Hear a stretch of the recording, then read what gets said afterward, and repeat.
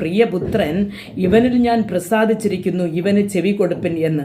പ്രിയ ദൈവമക്കളെ, ദൈവം വരെ സ്വർഗം വരെ സാക്ഷി പറഞ്ഞു ഇവന് ചെവി കൊടുപ്പിനെന്ന്. യേശു പറഞ്ഞു ഇങ്ങനെ സകല നീതിയും നിറവേറട്ടെ എന്ന്.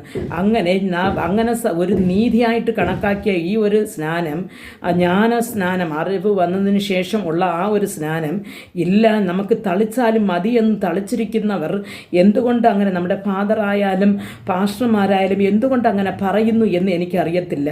വചനം ഇത്ര തെട്ടും തെളിയുമായിരിക്കുമ്പോൾ നമ്മൾക്ക് ഇങ്ങനെ ജീവിക്കണമെന്ന് ഒരു ജീവിച്ച് കാണിച്ച ഒരു യേശുവിനെയാണ് നാം ആരാധിക്കുന്നത്. അപ്പോൾ ഒരു സ്നാനം കൊണ്ട് എന്താണ് ഉദ്ദേശിക്കുന്നത് എന്തെന്ന് വെച്ചാൽ, നമ്മുടെ പാപത്തിന് മരിച്ചു എന്ന് പറഞ്ഞാൽ നമ്മുടെ പാപങ്ങൾ കഴുകപ്പെട്ട് ഈ വെള്ളത്തിനടിയിൽ മുങ്ങുമ്പോൾ ആ പാപ അഴുക്കുകൾ, കറകൾ, അങ്ങനെ അതെല്ലാം നാം മരിപ്പിച്ചിട്ട് പുതിയൊരു മനുഷ്യനായിട്ട് എഴിച്ച് പുതിയൊരു ജീവിതം ചെയ്യുന്നതായിട്ടാണ് ആ ഒരു